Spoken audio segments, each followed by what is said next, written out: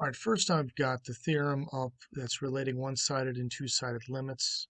Essentially what it says is the only way to have a true limit at something, so limit as x approaches a equals L, if and only if. That means both of these things have to happen.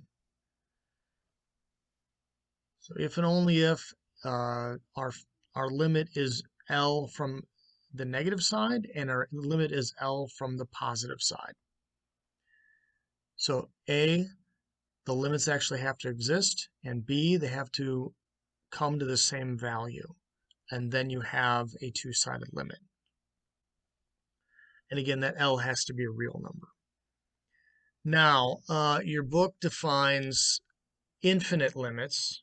Again, these do not fall into the actual definition of what a limit is, but they're defining this, and you'll be expected to use this sort of terminology with expressing essentially end behavior of functions.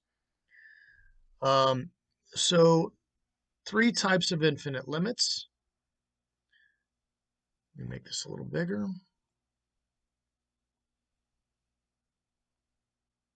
Okay.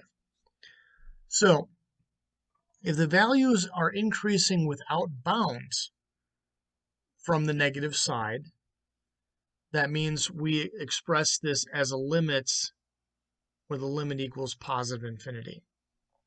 So if they're going from the negative side of the function and they're increasing without bound, it's going to positive infinity. Similarly, if they are decreasing without bound, so going to larger and larger negative values, we say the limit of that goes to negative infinity. So some sort of example might be we're going from the negative side. We'll show the second one here. So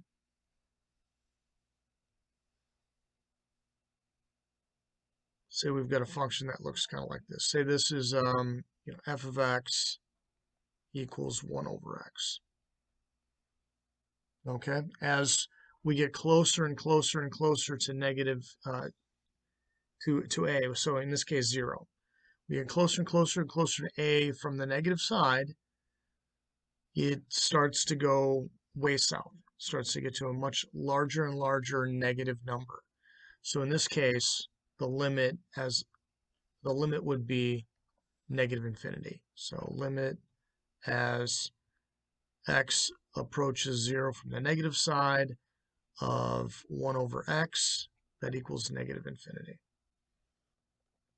Again, we can't prove it with the actual limit.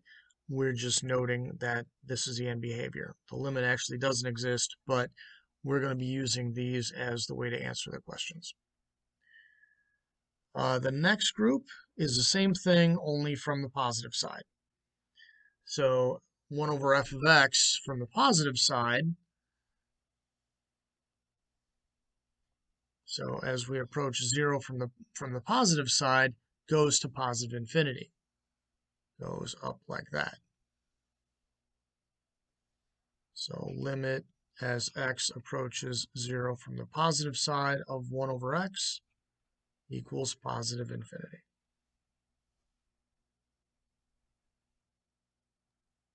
And a two-sided limit is something that has both sides doing the same thing. And an example of that, excuse me,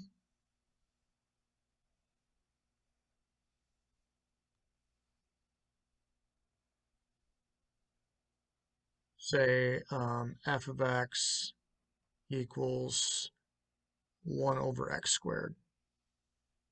Let's draw that a little better. Okay. So in this case, the limit as x approaches 0 from the negative side goes to positive infinity. Similarly, the limit as x approaches 0 from the positive side of 1 over x squared, that also goes to positive infinity. So we say the limit as x approaches 0 of 1 over x squared equals positive infinity.